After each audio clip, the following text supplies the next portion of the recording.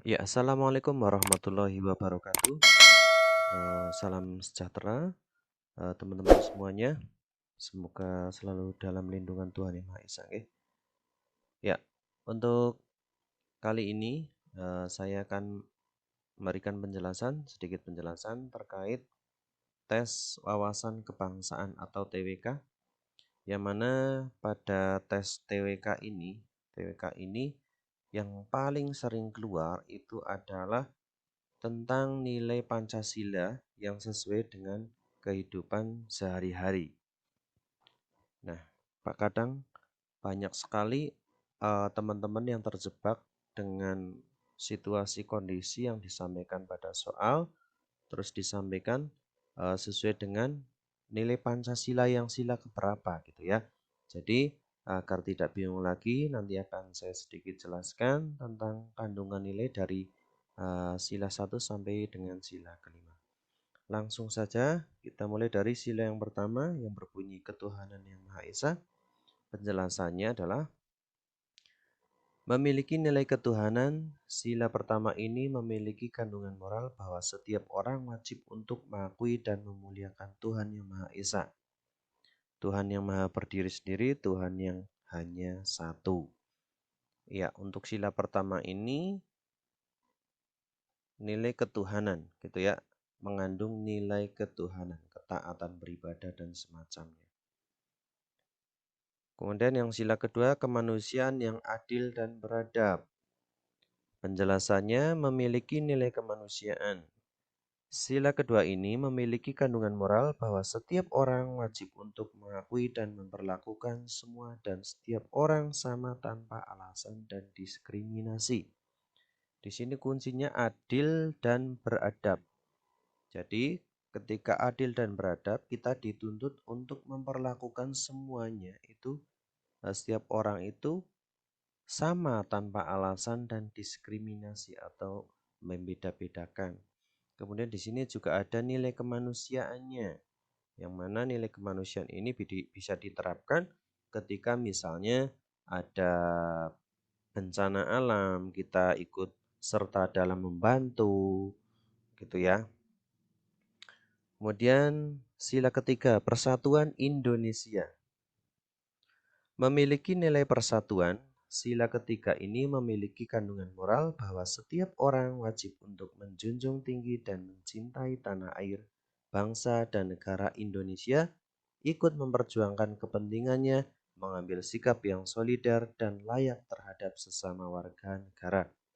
Oke, di sini untuk sila persatuan, poinnya di sini setiap orang wajib menjunjung tinggi, mencintai tanah air, bangsa dan negara di atas kepentingan pribadi atau golongan. Kemudian memperjuangkan kepentingannya serta mengambil sikap yang solider dan layak terhadap sesama warga negara, gitu ya. Kita berkorban untuk bangsa dan negara. Intinya untuk sila ketiga itu seperti itu. Kemudian sila keempat, kerakyatan yang dipimpin oleh hikmat kebijaksanaan dalam permusyawaratan dan perwakilan. Memiliki nilai kerakyatan, sila keempat ini memiliki kandungan moral bahwa setiap orang wajib untuk ikut serta dalam kehidupan politik serta pemerintahan negara Indonesia. Oke, di sini setiap orang wajib ikut serta dalam kehidupan politik. Jadi tidak boleh yang namanya itu kita golput, golongan putih gitu ya. Ketika ada pilkada, pilbub atau pilpres kita harus ikut serta. Sehingga nanti kalau ada soal-soal yang eh, menerangkan tentang ketidakikutsertaan dalam pemilihan umum pemilu, maka itu jelas melanggar Pancasila sila keempat. Sila kelima, keadilan sosial bagi seluruh rakyat Indonesia. Memiliki nilai keadilan, sila kelima ini memiliki kandungan moral bahwa setiap orang wajib untuk bersifat adil, berjiwa sosial, memberikan sumbangan yang wajar sesuai dengan kemampuan dan kedudukan orang per orang, masing-masing kepada negara demi terwujudnya kesejahteraan lahir dan batin bagi seluruh rakyat Indonesia. Oke, jadi poin di sini adalah keadilan sosial bagi seluruh rakyat Indonesia. Jadi kita harus bersifat adil terhadap kepentingan-kepentingan orang lain juga ya. Misalnya ketika kita ada soal nanti ada soal yang kita bahas tentang sila-sila ini ya, biar lebih jelas lagi. Oke, kemudian agar lebih jelas lagi kita coba berikan beberapa contoh perilaku yang sesuai sila 1 sampai ke 5. Kita lihat sila 1 yang sesuai apa saja. Yang pertama, berusaha menjadi orang yang solih dan menjadi orang yang dekat kepada agama serta menjalankan ibadah dengan baik. Ini di sini menjalankan ibadahnya dengan baik. Ini sila pertama. Kemudian mengajarkan nilai-nilai religius akan ketuhanan yang Maha Esa. Ya ini kurang ya, mohon maaf. C. Mengajak orang lain untuk melakukan ibadah. Jelas sekali sila 1. D. Saling menghormati orang yang berbeda agama. Jelas sekali sila 1. E. Menjaga keharmonisan antar umat beragama. Toleransi gitu ya. Yang F. Membiarkan orang lain menjalankan kepercayaan dan keyakinannya sendiri. Jadi kita tidak boleh mengganggu ya. Seperti yang kemarin misalnya ada kasus bom ketika perayaan Natal atau perayaan agama yang lain, itu berarti jelas melanggar sila yang pertama. Sila kedua, contoh perilakunya yang pertama, tidak bersikap sewenang-wenang terhadap orang lain. B. Bertingkah penuh sopan dan santun terhadap orang-orang yang lebih tua. C. Gemar membantu orang yang berada dalam kesusahan. D. Mentraktir teman untuk makan di kantin. E. Membela orang-orang yang ditindas. F. Menegakkan HAM sesuai porsinya. Dan yang G. Tidak melakukan tindakan KKN. Ini ya. Kalau yang lainnya ini. Untuk sila yang kedua ini yang biasanya menjebak ini teman-teman ya. Karena pengertiannya itu sangat luas sekali untuk sila yang kedua. Tapi intinya untuk sila yang kedua ini nilai kemanusiaan yang kita tekankan di sini ya. Seperti halnya misalnya ini tidak sewenang-wenang terhadap orang lain, ini jelas nilai kemanusiaan. Kemudian sopan santun, nilai kemanusiaan. Kemudian bantu orang yang kesusahan, misalnya ada bencana alam kita bantu, ini termasuk nilai kemanusiaan. Dan sampai yang G ini tidak melakukan tindakan KKN.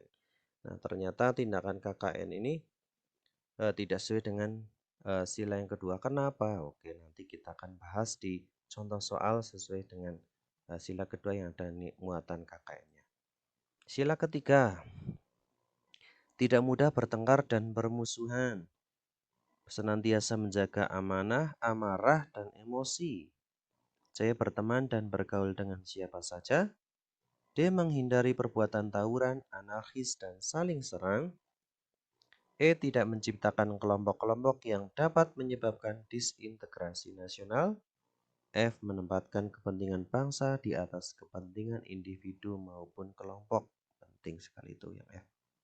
Sila keempat, yang pertama, tidak memaksakan anggota keluarga yang lain untuk berperilaku di luar kemampuannya. Contoh kemarin ada soal tentang orang tua yang mempekerjakan anaknya untuk mencari uang, mengamen atau memulung dan sebagainya. Ini termasuk pelanggaran sila keempat. B. Menjadi kepala keluarga yang penuh tanggung jawab dan kasih sayang. Oke. C. Melakukan musyawarah dengan penuh tanggung jawab. Ya, jelas musyawarah ini sila keempat. D. Memilih wakil rakyat secara arif atau secara bijaksana ya. Jadi tidak karena kita dikasih uang, disokok, tapi kita harus tahu wakil rakyat yang amanah itu seperti apa. E. Melakukan pemilu dan pilkada.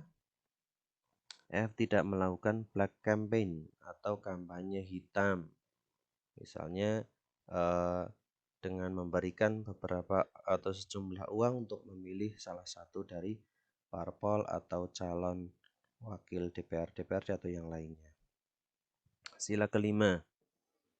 A. Menghargai seluruh hak-hak setiap orang. B. Menjalankan kewajiban dengan penuh tanggung jawab. C. Menjadi pemimpin yang amanah dalam mengemban tugas.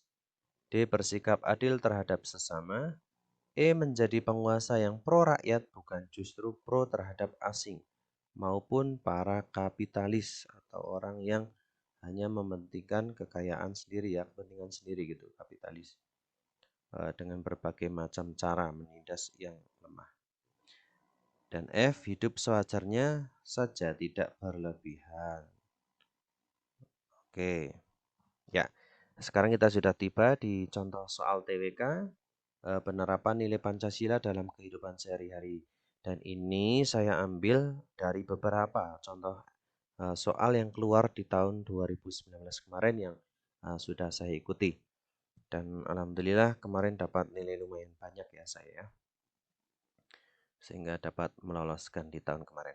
Oke, kita langsung saja. Di sini ada contoh apa ya, masalah atau contoh kondisi dalam kehidupan sehari-hari. Yang pertama, memakai perhiasan berlebihan dan barang mewah merupakan pelanggaran terhadap sila keberapa ini? Memakai perhiasan berlebihan dan barang mewah. Nah, coba menurut teman-teman ini eh, tidak sesuai dengan sila keberapa ini? Ya, coba 1, 2, 3, 4, 5. Ya, jawabannya adalah iya, betul ya. Itu tidak sesuai dengan sila kelima. Jadi dalam dalam sila kelima ini ya, hidup sewajarnya ya, sewajarnya saja, tidak berlebihan. Tadi sudah disampaikan di poin yang tadi ya. Hidup sewajarnya, tidak berlebihan. Kemudian kesejahteraan lahir dan batin bagi seluruh rakyat Indonesia. Nah, ini poinnya, poin yang terkandung dalam sila kelima. Memakai perhiasan atau barang-barang mewah. Diingat ya itu ya. Kemudian masalah yang kedua ada bangsa Indonesia merasa dirinya sebagai bagian dari seluruh umat manusia. Pernyataan tersebut merupakan contoh pengamalan sila keberapa? Oke, di sini bangsa Indonesia itu merasa dirinya sebagai bagian dari seluruh umat manusia yang sama derajatnya ya di mata dunia. Nah, ini sesuai dengan sila berapa menurut teman-teman? Yuk, tebak. 1, 2, 3, 4, 5. Oke, jawabannya adalah iya, betul ya, yang betul ya. Sila kedua. Loh, kok bisa sila kedua? Iya. Mengakui dan memperlakukan manusia sesuai dengan harkat dan martabatnya sebagai makhluk Tuhan yang Maha Esa. Ini nilainya, ya, nilai yang ada di dalam sila kedua. Jadi, setiap bangsa dan negara itu mengakui dan memperlakukan manusia sesuai dengan harkat dan martabat. Nah, mungkin barangkali untuk tes CPNS besok ada keluar tentang Israel yang sampai sekarang menindas Palestina, itu jelas sekali tidak sesuai dengan sila kedua. Oke, berikutnya kegiatan membantu korban bencana alam dengan memberikan sumbangan berupa bahan makanan pokok. Oke, ini tadi sudah disampaikan ya contohnya ya. Coba membantu korban bencana alam, memberikan sumbangan. Ini termasuk sesuai dengan sila keberapa? Coba ini teman-teman ya. Kita lihat membantu korban bencana alam. Berarti ini ada nilai kemanusiaannya. Sehingga yang sesuai dengan nilai sila kedua. Betul sekali ya. Oke, mengembangkan sikap saling mencintai sesama dan sikap tenggang rasa. Oke, di sini kembali lagi sila kedua ini terkait dengan kemanusiaan, saling tolong menolong, ya, saling mengasihi, ya. Tenggang rasa ini sila kedua perlu diperhatikan ya. Ya, kemarin melakukan kegiatan kemanusiaan ini sila kedua. Berikutnya, melindungi segenap tanah air dan bangsa Indonesia merupakan kewajiban negara yang berkenaan dengan pengamalan nilai Pancasila. Khususnya sila berapa ini? Melindungi segenap tanah air. Ya, kewajiban negara berkenaan dengan pengalaman sila berapa? Ya, ini tadi sudah disampaikan ya, pengorbanan terhadap bangsa dan negara. Kalau ada bunyi pengorbanan terhadap bangsa dan negara itu sila berapa teman-teman? Oke, ternyata sila ketiga. Ya, gampang sekali ditebak ya. Oke, menempatkan kepentingan dan keamanan bangsa di atas kepentingan individu maupun kelompok. Ini sudah disampaikan tadi ya, di atas ya. Jadi menempatkan kepentingan bangsa dan negara kita di atas kepentingan kelompok. Contoh lagi misalnya suatu ketika misalnya Indonesia dalam posisi yang genting, dibutuhkan mungkin kalau ini ada apa ya, tentara gitu ya, menjadi pasukan keamanan gitu dari rakyat juga bisa ya, nanti juga seperti itu contoh-contohnya. Kemudian ada lagi soal di sini ikut gotong royong dalam membantu proses pembangunan sarana tempat ibadah agama lain merupakan wujud pengamalan sila Pancasila khususnya sila. Oke, ini sangat mudah sekali.